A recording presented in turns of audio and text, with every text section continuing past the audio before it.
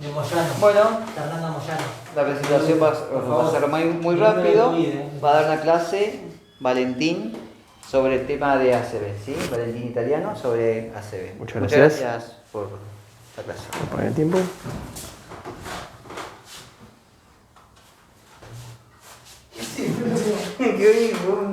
Bueno, ahí dice stroke y no dice ACV.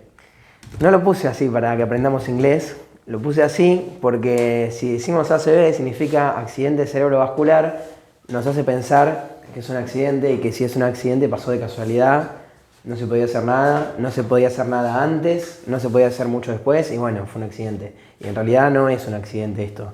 Stroke significa golpe y ya vamos a hablar un poco de por qué elegí ese nombre. Pero antes, bueno, primero quería contarles cómo está organizada la charla, si no se lleva ninguna sorpresa. Hoy vamos a hablar primero de definirlo. Siempre es importante definir las cosas porque, sobre todo cuando nos va a llevar un cambio operativo esa definición. Algunos datos epidemiológicos muy puntuales y solamente para mostrar la importancia del tema. No voy a ponerme a dar datos aburridos que no tengan sentido porque no sirve. Fisiopatología. Tal vez no los conceptos que uno vio en la cursada de patología, unas cosas muy cortitas, pero por ahí muy significativas que tienen que ver con lo que vamos a plantear como tratamiento. La clasificación, obviamente. Recomendaciones para el diagnóstico y manejo inicial, siempre guiándonos en la medicina basada en la evidencia.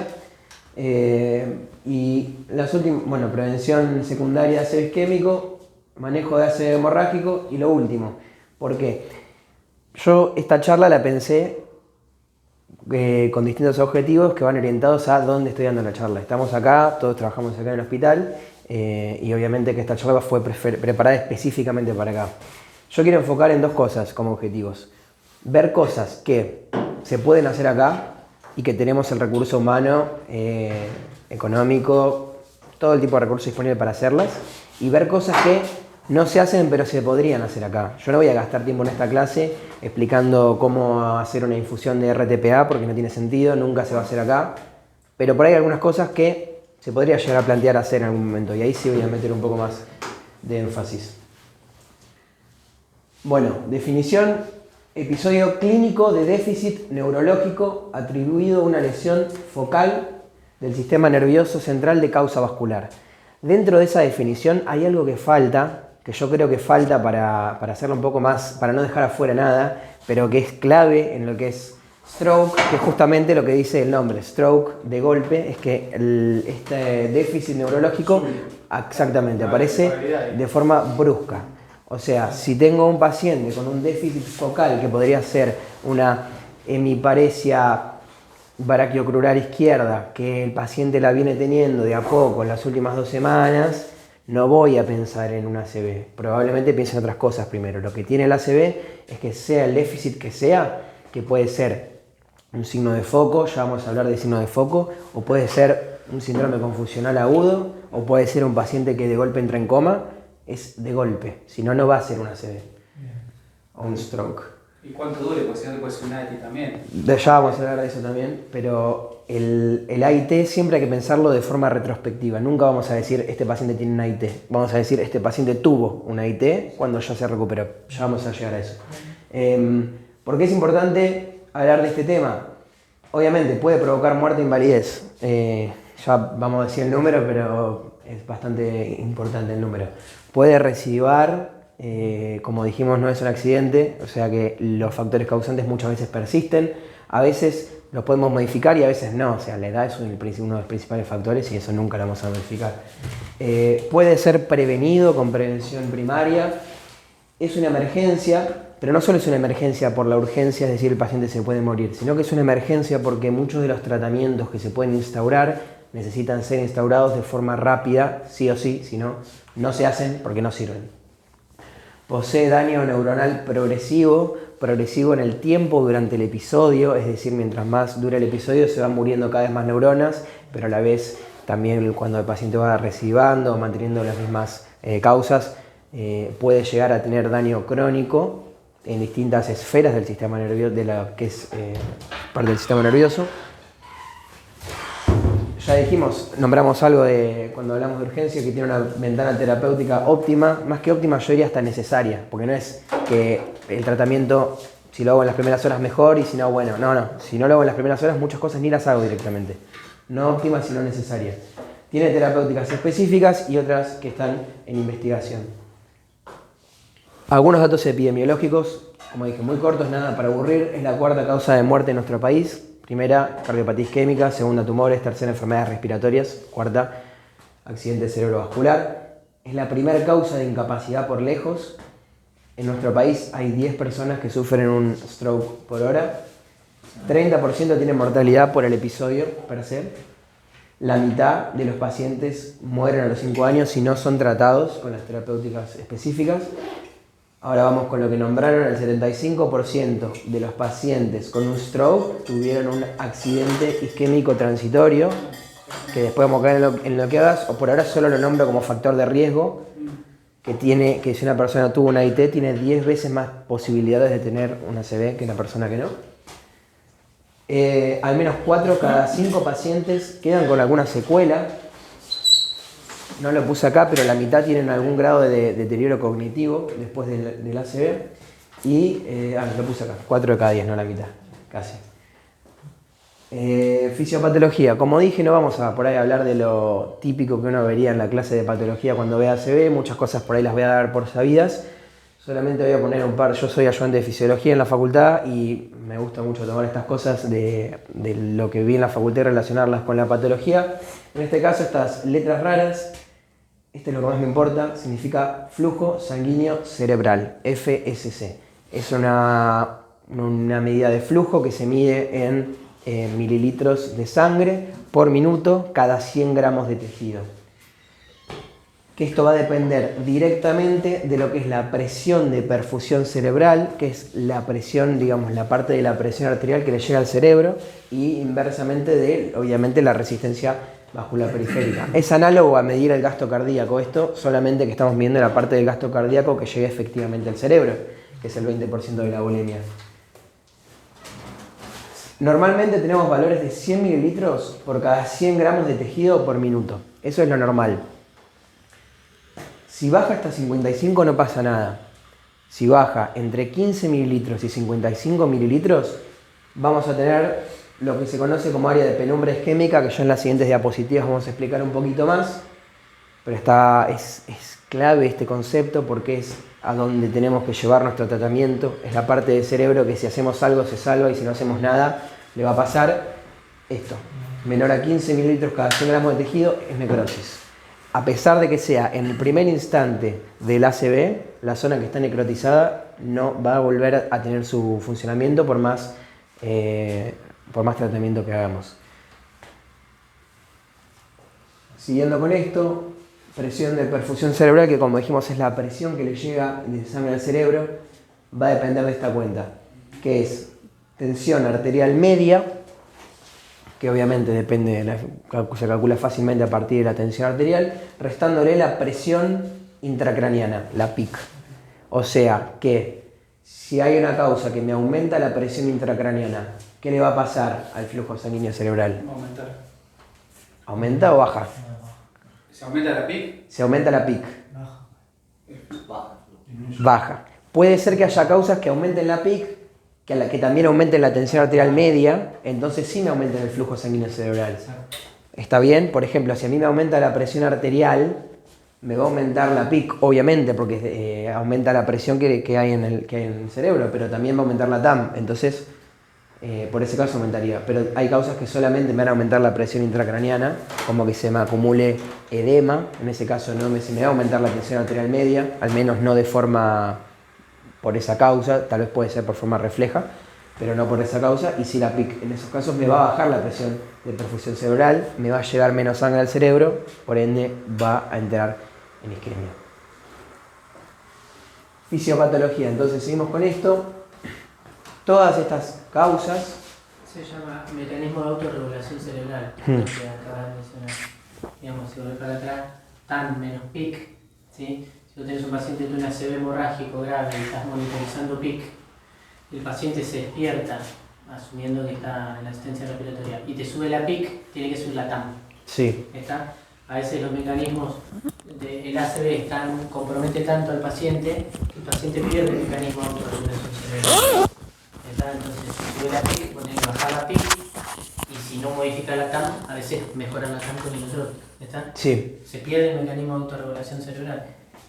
Y también, teniendo en cuenta esta cuenta, nos damos cuenta con una recomendación que vamos a hacer después, que no necesariamente siempre tenemos que ir corriendo a bajarle la presión a los pacientes con ACV, por más que estén hipertensos, porque muchas veces esa hipertensión es una hipertensión refleja que ayuda a que esté la tensión arterial media más alta y tener mejor presión de perfusión cerebral y mayor flujo sanguíneo cerebral. Entonces no hay que ir corriendo a bajarle la presión a un paciente que tenga un ACV, por más que esté con 180, 110, si no tiene indicación, que después las vamos a ver. Entonces, distintas causas, vamos a unificar, primero vamos a hablar de general y después vamos a ir a disgregar un poquito las causas. Pero todas estas causas, ya sea una trombosis que me va a tapar un vaso sanguíneo, una embolia que también me va a tapar los vasos sanguíneos, aumentos bruscos de la PIC, que tal vez no es lo que me genera un ACV, un aumento brusco de la PIC, pero un ACV me puede generar un aumento brusco de la PIC y dar lesión secundaria.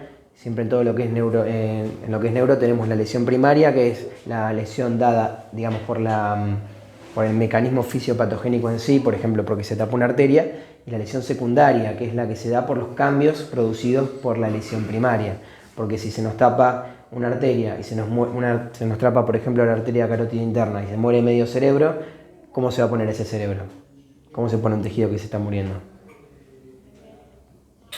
Se hincha. Exactamente, se desmatiza. Y si de golpe se me desmatiza medio cerebro, ¿qué va a pasar con la presión intracraniana? Va a aumentar. Entonces, ¿qué va a pasar con el flujo sanguíneo cerebral? Entonces se me va a morir más cerebro. Entonces me va a aumentar más la presión y es un círculo vicioso, que por eso puse aumento brusco de la PIC, a pesar de que muchas veces no sea el causal del ACV. Descenso del gasto cardíaco, que también puede generar muerte en tejido encefálico, si bien no sería un ACV propiamente dicho, y el efecto de masa, que tal vez está un poco en relación con el aumento brusco de la PIC, que esto me lo puede generar, por ejemplo, un ACV hemorrágico con un gran coágulo que se va agrandando, puede presionar distintas estructuras y tal vez, a pesar de que en un principio el sangrado fue en estructuras que están de lo que sería la tienda del cerebelo para arriba y no tendría por qué ponerme al paciente en coma, puede generar algún tipo de herniación y afectar alguna estructura del sistema nervioso central, del tronco del encéfalo, que es el que nos pone en vigilia, y el paciente puede entrar en coma y terminar muriendo. Todas estas causas nos van a producir un descenso brusco en el flujo sanguíneo cerebral y ahí tenemos la piña, el stroke y la patología que estamos viendo. Acá, para poner un dibujito de tal vez una de las causas más frecuentes de cómo se produce esto. Algunos se imaginan que esto no es la bandera de Japón, media rara, aclara. Tenemos una arteria, tenemos una vena y tenemos tejido. Y estas rayitas chiquitas no son un error de la pantalla, serían vasos colaterales. Entonces, cuando, por ejemplo, tenemos un trombo, hay un accidente de placa, este sería uno de los mecanismos del ACV isquémico. Hay un accidente de placa, se tapa el extremo arterial, no le llega sangre a esta parte del cerebro y vamos a tener lo que tenemos acá. ¿Se imaginan qué es este circulito? ¿Por qué puse un círculo gris afuera y un círculo negro adentro? Bien. Que tiene chance de reperfundir. Bien, todo eso está muy bien. Esto es el área de necrosis, este es el área que nunca vamos a volver a recuperar. La otra penumbra. La otra es el área de penumbra, que tiene tal vez cierta irrigación por otras arterias, no es la que depende exclusivamente de este vaso que se tapó. Entonces le está llegando entre 15 y 55 mililitros, lo podemos salvar, podemos hacer algo.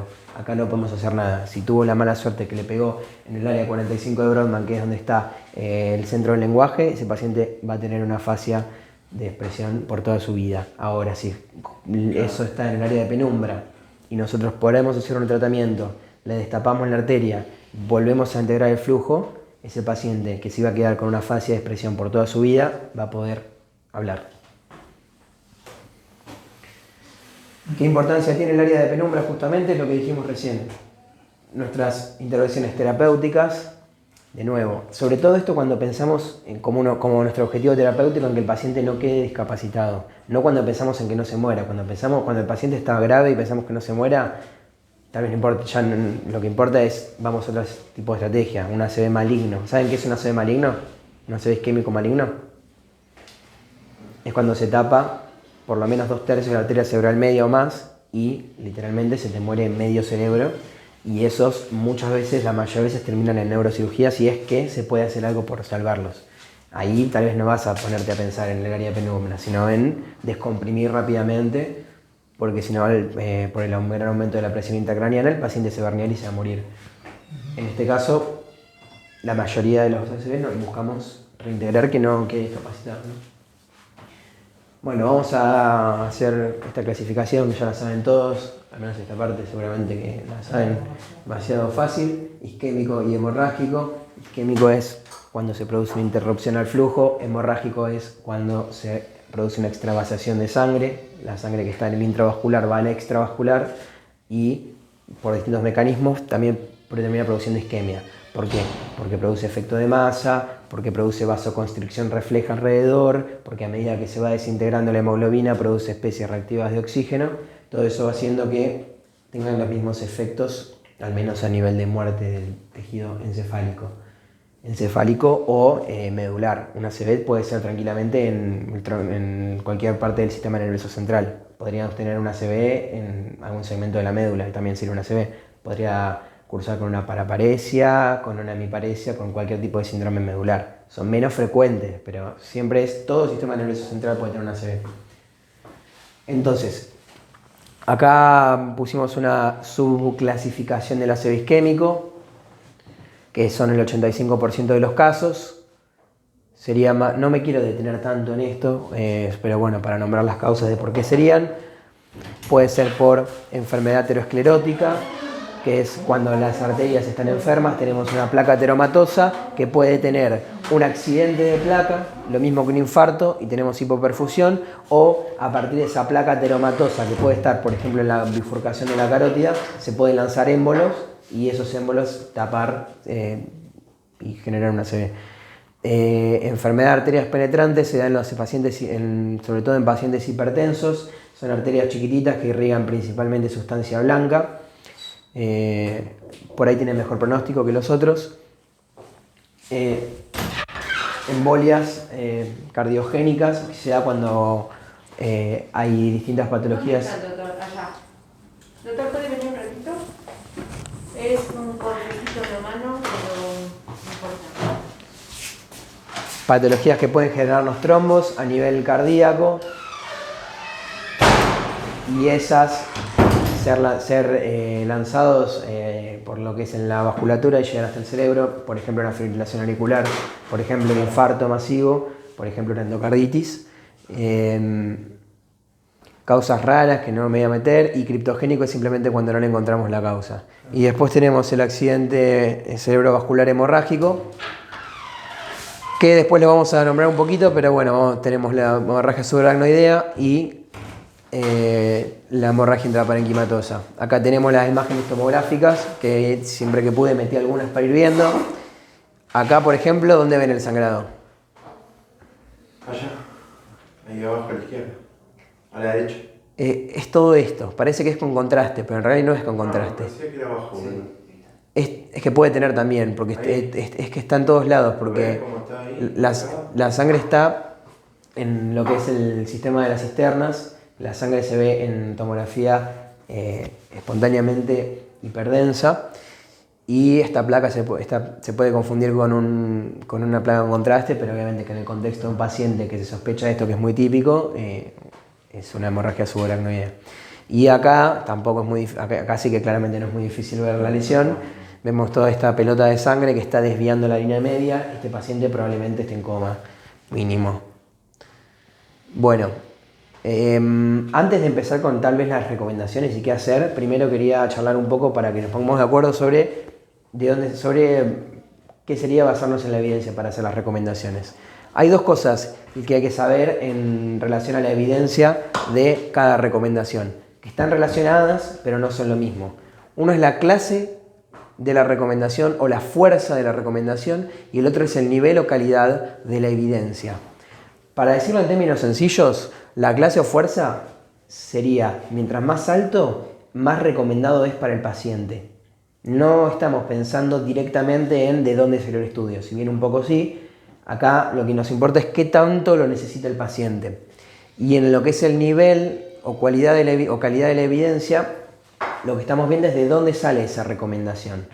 Está relacionado, pero no 100%. Por ejemplo, yo puedo tener una recomendación con una que sea muy fuerte, pero que por ejemplo venga del nivel más bajo de calidad, que es una recomendación de expertos. ¿Cómo puede ser eso?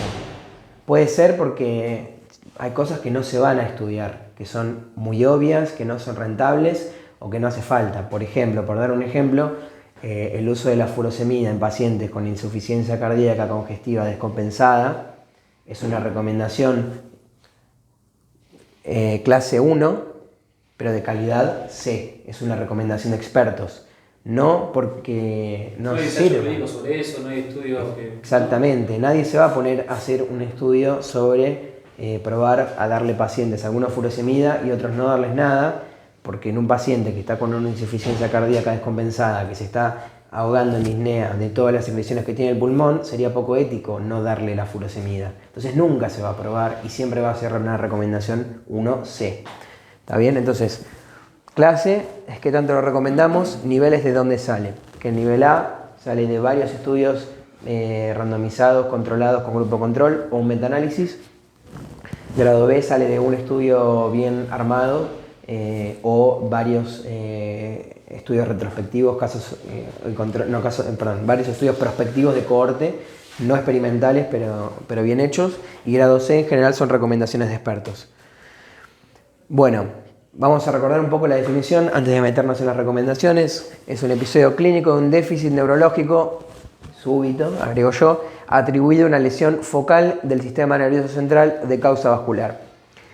Signo de foco, que siempre le decimos esta palabrita, que es un signo de foco, es un signo neurológico que nosotros podemos decir anatómicamente dónde está, en base a la clínica principalmente. Por eso es un signo, no es una evidencia tomográfica ni nada, es un signo. Por ejemplo, yo sé que si tengo un paciente con una hemiplegia facio-braquio-crural derecha y nada más que eso, recordando la neuroanatomía, claramente esto lo leí para la clase, no me lo acordaba, yo sé que hay una parte del cerebro por donde toda la vía piramidal pasa por ahí y nada más que otra que eso pasa por ahí, que es la rodilla de la cápsula, perdón, el brazo posterior de la cápsula interna. Entonces, si yo tengo ese signo clínico, es un signo de foco de que tranquilamente puedo tener una lesión ahí, lo cual es bastante frecuente en un tipo de ACV isquémico que son los de los vasos perforantes, un ACV lacunar. Eso es un signo de foco que puede manifestarse en más o en menos. En más es una convulsión, que puede ser un ACV también, no es lo más frecuente, pero puede debutar de esa forma, o sobre todo signos en menos. Hemiparesias, como el caso que nombramos, monoparesias, y por ejemplo se me tapó justo la parte donde está lo que controla, donde sale la parte de la vía piramidal para movilizar el miembro superior izquierdo. Parálisis de los pares craneales, esto se da principalmente en lo que son los ACVs de tronco del encéfalo, que son bastante graves. Síndromes lobares, cuando por ejemplo podemos tener cualquier cosa que se les ocurra de una función de una parte específica de la corteza, por ejemplo, me acuerdo siempre de esta, aprosapognosia, que es no reconocer las caras. Hay una partecita del cerebro que sirve para eso. Si se te tapa la arteria que le irriga, no vas a reconocer las caras de la gente y eso puede ser una ACV. Y bueno, midriasis uniobilateral, que pueden tener que ver con parálisis de los pares craneales o pueden tener que ver con aumento de la presión intracraneana que genere herniación. No necesariamente un signo de foco va a ser una ACV, porque como les dije hoy, puede debutar tranquilamente con un síndrome confusional, puede debutar tranquilamente con lo que sería un estado comatoso. Entonces no es que sí o sí va a tener un signo de foco, pero es lo más frecuente. Bueno, esto es lo que tenemos que hacer con el paciente, tal vez no es para acá, porque nosotros estamos acá en el hospital, pero sí tenemos que transmitir esto por ahí para el afuera, que tenemos que reconocer rápidamente un ACV, activarlo, apenas nos damos cuenta que tenemos un ACV, lo tenemos que mandar a una guardia, en lo posible a un lugar que sepan que tengan un tomógrafo, por lo menos. Por suerte acá lo tenemos, esto va dependiendo, esta recomendación la digo por si están en una ciudad, acá es al centro que haya, acá hay en cualquier lugar que haya un solo centro, ¿no? Que salga la ambulancia, que sea un traslado a un lugar adecuado, en lo posible con menos de 3 horas, y que cuando se llegue al departamento de emergencia, nosotros le decimos la guardia. Detección.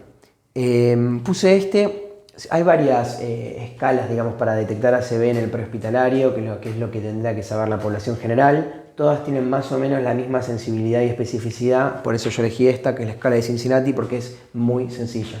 Simplemente se le pide, si el paciente le tenés que pedir al paciente que sonríe, y si ve que no, lo voy a decir en términos para el paciente, no en términos médicos. Si el paciente al sonreír se le cae una parte, ¿cómo se llama esto?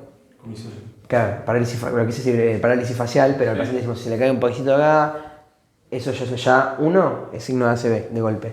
Brazos, le pedimos al paciente que haga esto, lo posible que cierre los ojos. Si le cae uno, es un signo también de ACV. Y si el paciente de golpe tiene una dificultad en el habla, que puede ser porque, por ejemplo, se afectó el área de Broca, que es la parte de la expresión, o puede ser porque se afectaron los músculos laringeos o los de la lengua que usamos para hablar, cualquiera de esos tres, tenemos que, la T es de tiempo, rápidamente tenemos que activar la emergencia.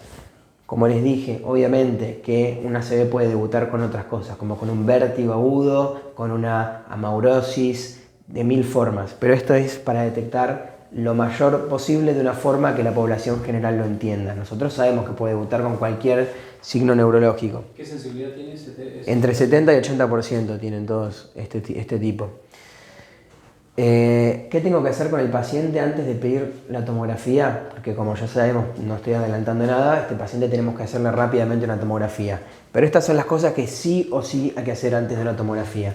Nada que no esté acá es indispensable, porque si bien hay otras cosas que, qué sé yo, estaría bueno saber, por ejemplo, si el paciente tiene una plaquetopenia porque nos va a alterar el tratamiento, hay tan poquitos pacientes que tengan una plaquetopenia que sería retrasar el tratamiento de forma innecesaria. Esto es lo que no podemos retrasar de forma innecesaria. El ABC, y si el paciente tiene un Glasgow menor a 9, o sea, si el paciente está en coma, o sea, forma rápida de reconocer al paciente si está en coma o no en la urgencia, sin ponernos a pensar en los numeritos. Si el paciente no abre los ojos ante el dolor, está en coma. Listo, fin. No nos tengamos que pensar si tiene 12, si tiene 13. Yo le pellizco el pezón, le pellizco en la zona preesternal, le pellizco acá, y si el paciente no abre los ojos, está en coma y lo tengo que intubar. ¿Está bien? No podemos salir de eso. ¿Por qué tengo que intubar a estos pacientes, saben? Porque no protege vía aérea. Exactamente, para proteger la vía aérea, porque tranquilamente se le puede ir por el sistema de la lengua, se lo puede tapar y tengo que intubarlo. No porque no respire, sino porque puede estar saturando 99, pero igual lo tengo que intubar para proteger la vía aérea. Si el paciente satura menos de 94, le pongo oxígeno. Le pongo oxígeno de la forma que lo necesite, con una mascarilla, con la bigotera, con lo que sea, pero le pongo poco oxígeno. Si satura más de 94, no le pongo, no tiene necesario, no da ningún beneficio al tratamiento. Y la glucemia, ¿por qué? ¿Qué puede tener el paciente que puede mimetizar una ACV? Y el paciente puede tener una hipoglucemia y no tiene ninguna ACV. Entonces lo estoy metiendo en un protocolo de tratamiento y diagnóstico de ACV cuando lo único que tiene es una hipoglucemia. Eso, hay otros diagnósticos diferenciales que ahora los vamos a nombrar, pero este es el que me habilita a no seguir, corto acá. Y si no es una ACV, como dije, hay otras causas. ¿Que hay otras causas? ¿Significa que yo me tengo que poner a descartar todas antes de seguir con la tomografía? No. Y vamos a pensar por qué. Algunas de estas, como por ejemplo esta que dice acá, hematoma subdural, la voy a saber cuando hago la tomografía. No me voy a poner a pensar, uy, tendrá un hematoma. No me va a cambiar en nada porque igual con la tomografía lo voy a saber. Lo mismo que un tumor. Por ejemplo, claro. Entonces, como dije, con estas causas yo voy a tener que hacer la tomografía igual. Algunas porque justamente la voy a ver en la tomografía, otras, por ejemplo, enfermedad desmielinizante. ¿Puede ser que el paciente debute con lo que yo pienso que es una ACV, sea una enfermedad desmineralizante? Sí, puede serlo. Ahora, yo le... Sí. Buenísimo, después me la pasaron. Sí, dale. No voy a buscar a Messi, voy a hacer. Uy, ahí estamos. Ahora, les aseguro que van a hacerle más mal a más pacientes si cada vez que tengo un paciente con clínica de ACV freno el protocolo diagnóstico por pensar si es una enfermedad desmineralizante que si trato a todos los pacientes así y por ahí justo tuve una vez la mala suerte de que era una enfermedad desmineralizante y por ahí no le pasa nada al paciente a pesar de que hice el tratamiento de ACV. Bueno, a veces lo subestimo, te puede pasar con una migraña que la gente dice yo soy migrañosa, lo subestimás pensando que es migraña, Claro. te olvidás de la ACV y resulta que puede ser una migraña que dentro de los 6 meses cambió su característica y vos nunca le preguntaste. Claro, Lo despertó por la mañana el dolor, cambió la característica de la intensidad. por etc. eso. Una cosa que hay que pensar es que a veces siguiendo los protocolos no significa que no nos vamos a mandar ninguna cagada siguiendo los protocolos. Nos podemos mandar cagadas igual, pero los protocolos están porque están armados de la forma que nos vamos a mandar la menor cantidad de cagadas posibles. No significa que nunca nos vamos a mandar ninguna. Pero además, mientras estemos escudados por los protocolos, siguiendo los grados de evidencia que ya expliqué antes, vamos a estar un poco más cubiertos. Imágenes que se pide, tomografía simple de encéfalo.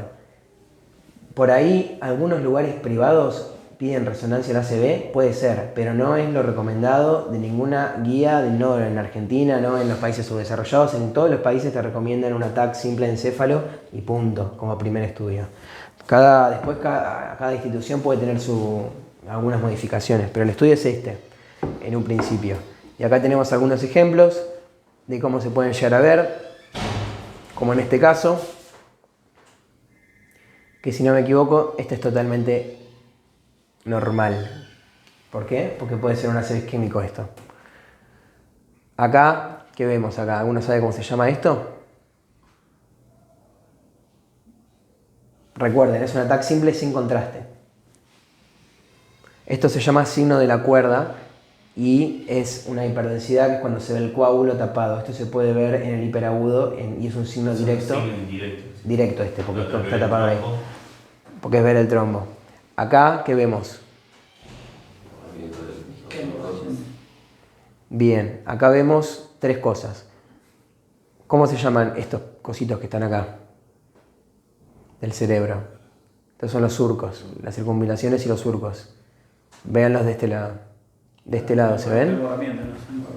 Bien. Después, la materia blanca que se ve más hipodensa y la sustancia gris que se ve más hiperdensa. Vean cómo se ve acá y vean cómo se ve acá. Se ve diferente. El borramiento ventrículo también, ¿no? Sí, y lo más importante que vemos acá es que el tejido está directamente ya más hipodenso. ¿Cuándo se pone más hipodenso? Cuando el tejido está muerto. Que veamos esta tomografía o veamos esta. ¿Cuál les gustaría más encontrarse? ¿Dónde está Acá no hay lesión. Ah, bien. ¿Qué les gustaría más encontrarse con un paciente? ¿Con esto?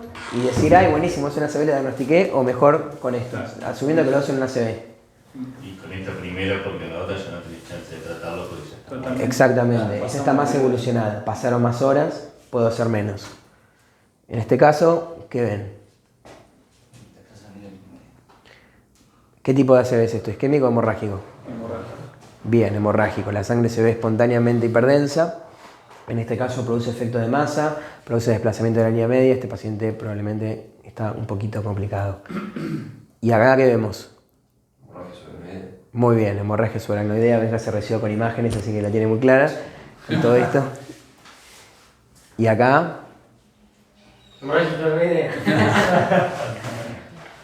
Ahí se ve un taquito. acá se ve también la pérdida de los surcos, la hipodensidad. También tiene unas buenas horas este. Y este por ahí tiene un poco menos de horas, pero como ven está bastante comprometido. Miren este triángulo, si se acuerdan, esto está irrigado por qué arteria. La cerebral media.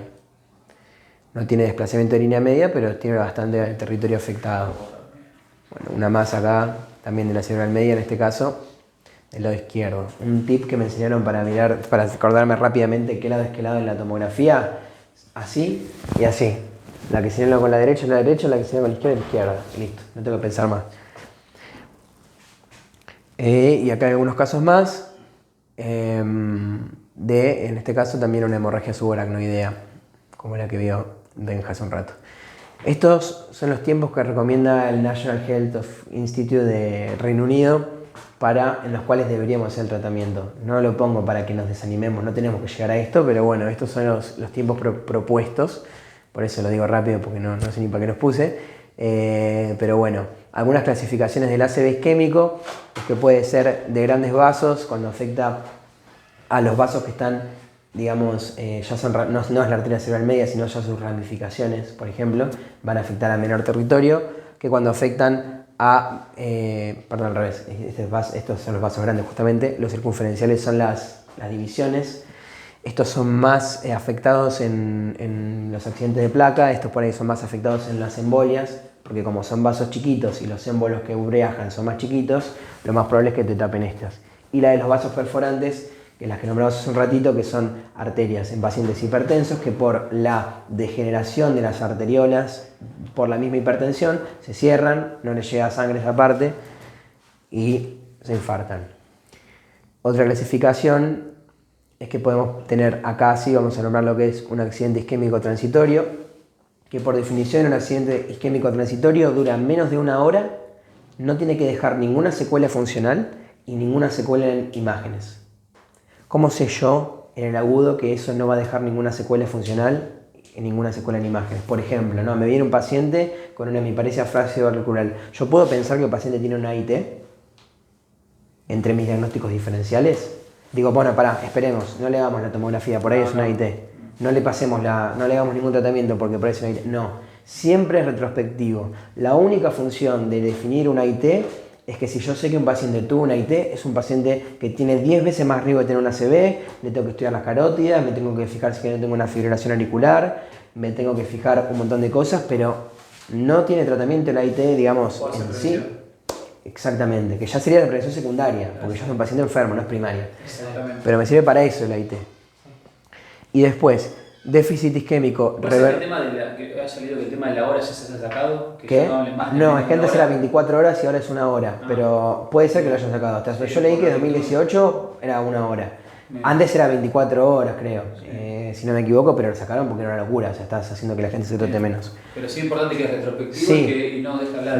Lo que sí estoy seguro es que no es que esperás 1 hora a que pase. Si vos tenés es igual, digamos, hacer todo. Claro, pero aún así, si vos tenés la posibilidad de hacer, imagínate, estás no acá, sino en un centro con una unidad de stroke y podés hacer fibrinólisis a los 20 minutos, la haces a los 20 minutos, no esperás a que se le pase por las dudas. Y después, reversible, constituido y progresivo va a basar en base a cómo cambie la clínica del paciente. Ahora, ¿cómo cambia la clínica del paciente?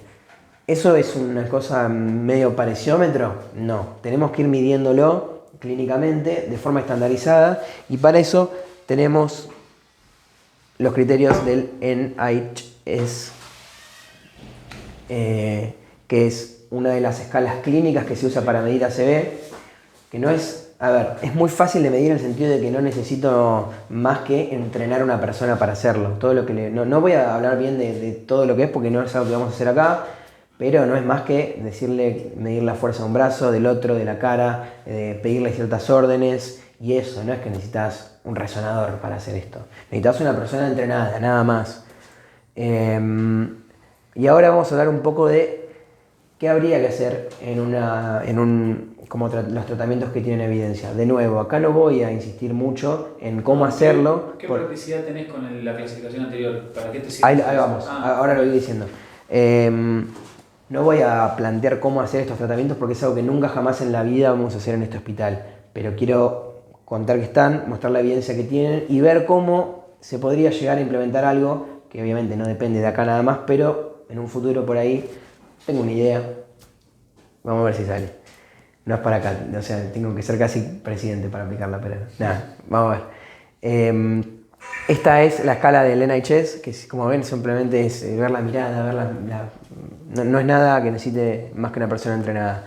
Y hoy tenemos el tratamiento que es la fibrinólisis, que es un tratamiento que básicamente se activa lo que se conoce como factor activador del plasminógeno, que lo que hace es activar la fibrinólisis, que es un mecanismo fisiológico para cortar la coagulación, y en un paciente que tiene un ácido isquémico, que tiene una embolia, que le está tapando un vaso, o que tuvo un accidente de placa, yo le meto eso y disuelvo el coágulo y vuelve a pasar la sangre. Y si vuelve a pasar la sangre, ¿qué parte del cerebro puedo salvar? La de penumbra se puede salvar con la fibrinólisis. Básicamente funciona así.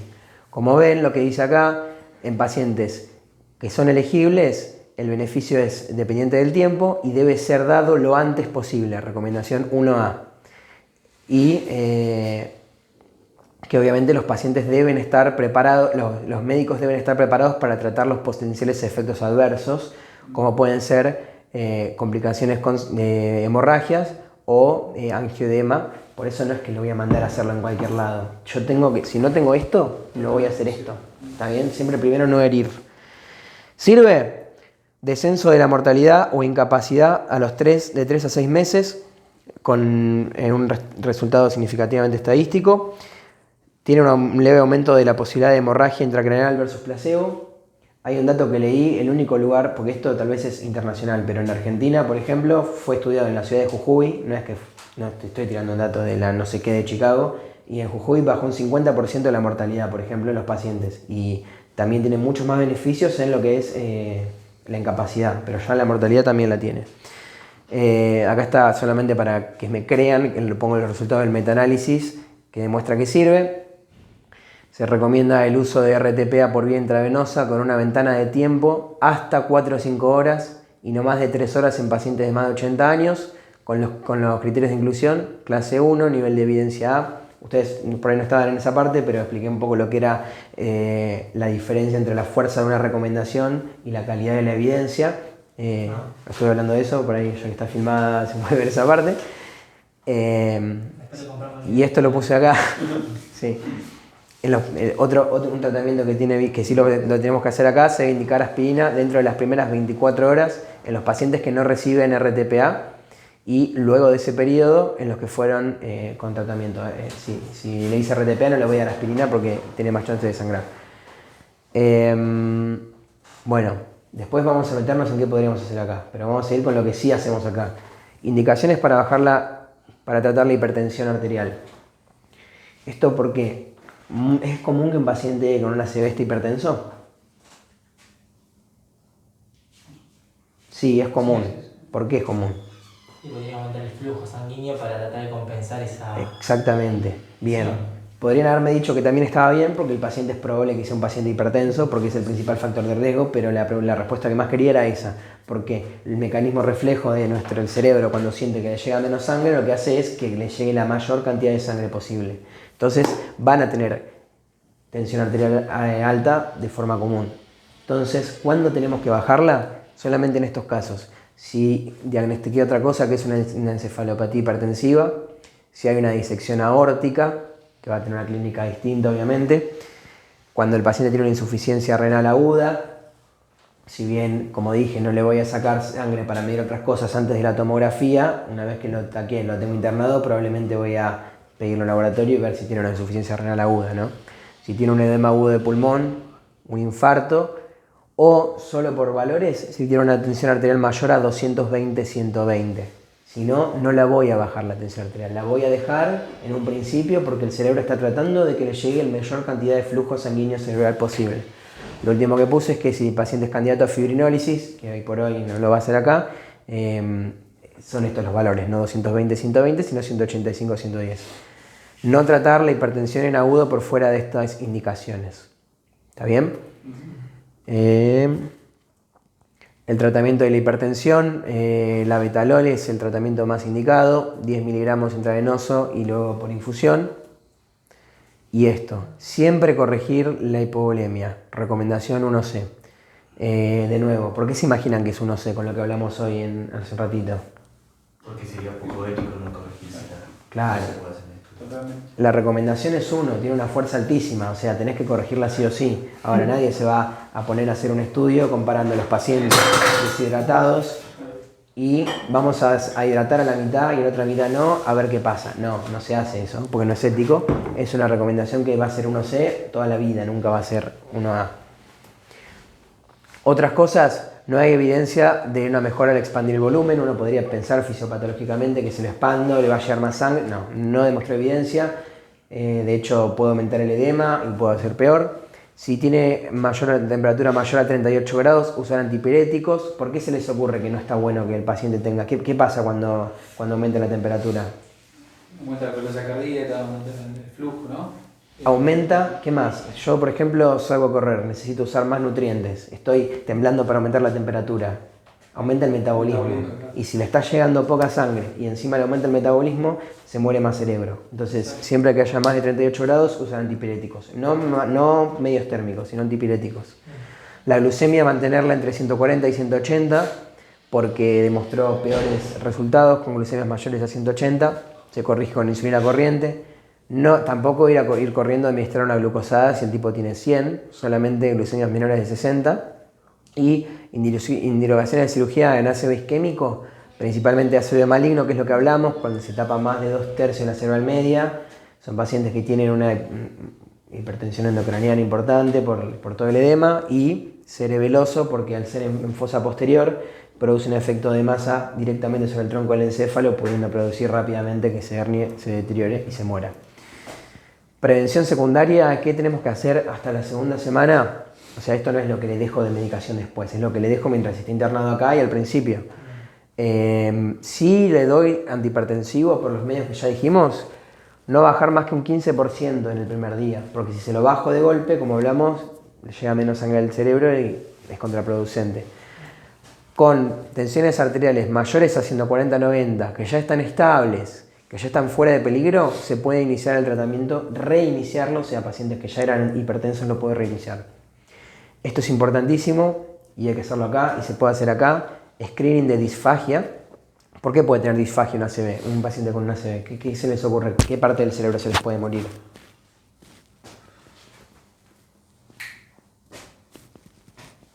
¿Cómo tragamos? ¿Qué necesitamos para tragar? Yo puedo pensar que trago, ¿no? Pare. Puede ser... ¿Qué? Sí, los pares craneales, exactamente. Puedo tener alteraciones en la vía piramidal, puedo tener alteraciones en los pares craneales, y esto realmente es complicado para la vida de los pacientes, y es una secuela que por ahí uno no piensa tanto, no se imagina el paciente caminando así, y en realidad la disfagia es tremenda y es algo que se puede hacer que el paciente se aspire y se muera mucho más que un paciente que no tiene disfagia. Y de depresión también, que se puede dar en estos casos. Indicar ecodoppler de vasos del cuello cuando sospecho ACV isquémico no cardiogénico. Monitoreo cardiológico al menos las primeras 24 horas. Como dijimos, cuál era la arritmia que estaba re común en el ACV isquémico cardioembólico. Una FA. Y había otra causa cardíaca que me puede hacer trombos en el corazón y que al paciente le duele el pecho también. ¿Qué le puede estar pasando? Se puede estar infartando y que por la hipoquinesia se produzcan trombos y le dé una ACV. Terapia de alta intensidad con estatinas o de moderada intensidad si hay contraindicación. Esto también está recontra demostrado que sirve y hay que hacerlo. Y como dije, antiirrigación con ácido acetil salicílico. Esto es importante y lo puse en rojo, porque esto lo podemos hacer acá en el hospital y lo debemos hacer en el hospital. ¿Cuándo empieza la rehabilitación en un paciente con un ACV? Lo antes posible, en agudo, en la internación. Si tenemos fisioterapeuta en el hospital, si tenemos kinesiólogo en el hospital, tiene que ir en la internación y ya empezar a rehabilitar al paciente. Porque mientras antes va a dar mejores resultados. Ponerlo en rojo y bueno. Che, dos cosas. ¿Qué encontraste con respecto a la aspirina y el clopidogrel? Muchos lo usan conjunto, unos usan otros. ¿Hay que encontrar eso o no? Leí en algún lugar que a veces se reemplaza la aspirina por el clopidogrel en los pacientes que ya la vienen tomando. La verdad no te lo sé decir con ciencia. Previo, por ejemplo, si en un infarto previo se pone el clopidogrel por un año más que nada. Lo que no entendía la diferencia entre por qué algunos usaban dos juntos, aspirina y clopidogrel en conjunto, que por lo que estuve leyendo lo que hacía aumentar los efectos adversos, nada más. Sí, no te lo sé decir ahora porque con ciencia te puedo decir que leí que a veces reemplazan uno por el otro. No está perfecto esto igual, por el costo, por todo está bárbaro, a lo mejor la aspirina, pero viste que sí. no, Y después otra cosa, con respecto al screening, que dijiste screening de disfagia Sí. y depresión, me imagino que... No es si mucho uno- más que ver cómo toma el paciente. O Por sea, eso, si uno está sí. buscando un screening, es ir a buscar, a encontrar esa patología, Claro. porque también puede hacer un tratamiento para solucionar ese problema. Sí. Con la depresión está entendido, con la disfagia, ¿cómo lo...? Y lo que puede pasar es que a veces tengo que alimentarlo por sonda nasogástrica, por ahí no me di cuenta y el paciente lo tengo que alimentar con sonda en ese caso. Desconozco qué tratamientos a nivel de fisioquinesioterapia se puede hacer para la disfagia, deben existir, creo que existen, pero por ahí el kinesiólogo le puede decir, che, mira, tiene disfagia, trata de modificar eso. Bien, ACV hemorrágico manejo, esto voy muy rápido porque esto no lo vamos a... O sea, estaría mal que lo manejemos acá un ACV hemorrágico porque como ya vemos, si es grave se maneja en un lugar con cuidados especiales y unidad de stroke, si es muy grave se maneja en UTI, de un lugar con neurocirugía, por ejemplo. Puede ser que lo manejemos acá si está demasiado grave y ya no tiene ni sentido trasladarlo, pero lo ideal sería que estos pacientes tenemos que estabilizarlos y trasladarlos acá. Como dice acá, cuando tiene un Glasgow menor a 9, cuando tiene un coágulo mayor a 30 centímetros cúbicos, hemorragia intraventricular, tensión arterial sistólica mayor a 180-70, o es un postoperatorio, va a UTI. Si no, va a una unidad de stroke con cuidados especiales. Pero no se recomienda en manejo de una institución de baja complejidad. Estabilizarlo y lo mandamos. ¿Está bien? Puede ser que eventualmente tengamos alguno, pero no es lo que... Si queremos, si realmente pensamos que el paciente puede salvarse, tenemos que derivarlo. El manejo de la tensión arterial acá es distinta. Acá sí hay que bajar, se recomienda bajar la tensión arterial porque justamente si hay un sangrado, mientras más alta esté la sangre, lamentablemente el flujo sanguíneo cerebral será problema de otro día. Sí tenemos que bajar la presión. Y acá tal vez tiene un poco más de indicaciones de neurocirugía. Como vemos acá, en hemorragia cerebelosa, por ejemplo, hay algunas cosas como que, por ejemplo, hay que esperar a que deteriore para operarlo porque no demostró ningún beneficio operarlo antes de que deteriore y por ahí lo opera hasta el pedo, si no. Y bueno, ideas para un centro de baja complejidad. Acá hay 3 cosas que anoté que podríamos llegar a pensar que podrían existir acá. Acá dice, que es una recomendación 1A, cuando están implementados las redes de telestroke, teleradiografía, aprobados por la FDA, son efectivos en ayudar con la interpretación de las imágenes para dar el RTPA y las decisiones. Decisión 1A. El uso de telemedicina y telestroke pueden ser deben ser financiados por gobiernos, instituciones pagas, pagadores, vendedores, para asegurar un manejo 24/7 de cobertura para un ACV. Habla ya, mano, habla la región. Es que sí, obviamente. Telestroke y teleradiografía puede ser efectiva para elegir a los pacientes para dar el RTPA y la administración guiada por telestroke puede ser beneficial. ¿Yo a qué voy con esto? En La Plata, por ejemplo, hay cierta cantidad de unidades de stroke. En Buenos Aires hay más. ¿Sería efectivo poner una unidad de stroke en Maipú? Claramente no. La población es de 10.000 pacientes nada más. No alcanza, nunca va a ser costo efectivo, como sí está demostrado que es costo efectivo cuando hay una población suficiente. Ahora, si nosotros juntásemos la población de Maipú, de Guido, de Pirán, de Vidal, de Mar Chiquita, de Madariaga, juntaríamos tal vez una población que sería equivalente a la población de la ciudad de La Plata, donde ya hay unidades de stroke. Algo que no depende obviamente únicamente de un municipio, sino que es un trabajo importante de trabajo en redes, en salud, que es una cosa que genera resultados. Las unidades de telestroke demuestran eficacia y demuestran mejora a los pacientes. En este caso no tendríamos que tener acá más que una persona entrenada para hacer el cuestionario del NHS, que esté acá para hacerlo cuando haya un paciente con un ACV isquémico.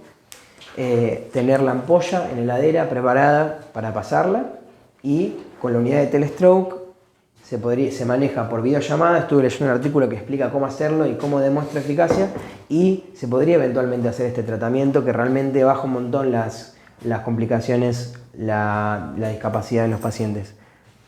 Esa sería una forma en la cual algo podría cambiar. No depende de acá nada más. Hay que hacer un trabajo en redes muy importante.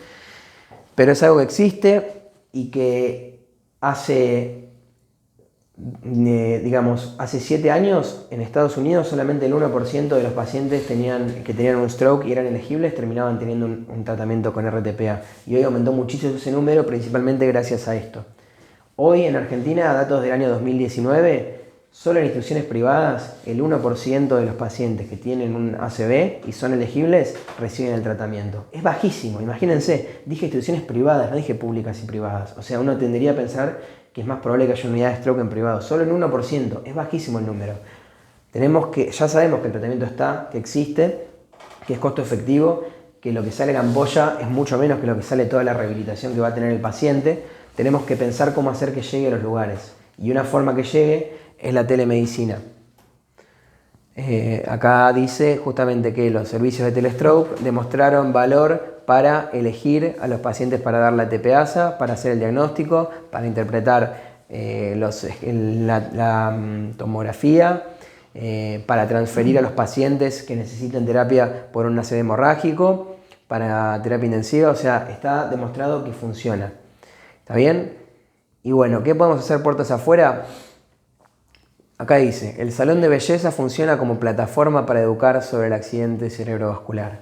Ir a lugares y enseñarles el FAST, la escala de Cincinnati que les enseñé. Ir a lugares y decirles, ¿alguien sabe, por ejemplo, sobre todo lugares con jubilados, se me ocurre a mí porque son la población más de riesgo, ir al centro de jubilados y decirles, ¿alguien sabe qué es un ACV? ¿Alguien sabe cómo darse cuenta que alguien tiene un ACV? Porque mucha gente sabe que si le duele el pecho, pues se puede estar infartando, por ejemplo. Pero no todo el mundo sabe que si de golpe tiene una parálisis facial, puede estar teniendo un ACV. Hay que ir y enseñarle a la gente cómo reconocerlo fácilmente. A la gente, de nuevo, no le voy a decir, che, ¿sabés que puedes tener una paraparesia que es un ACV porque puede ser un ACV módula? No, eso para nosotros. Pero a la gente le tenemos que enseñar el FAST, que van a tener un diagnóstico del 80% de los ACV. Y obviamente, prevención secundaria, que la gente no fume, que la gente no coma esto, aunque en Maipú sería más raro y sería más probable que no coman esto. Bueno, un repaso de la charla. Hablamos de la definición, hablamos de esos datos epidemiológicos cortitos para tirar algunas cosas, de la fisiopatología, importando con el flujo sanguíneo. Bueno, ya saben que vimos, lo clasificamos, vimos las recomendaciones para el diagnóstico y el manejo inicial con la evidencia correspondiente y charlamos un poco sobre los grados de evidencia y la calidad de la evidencia.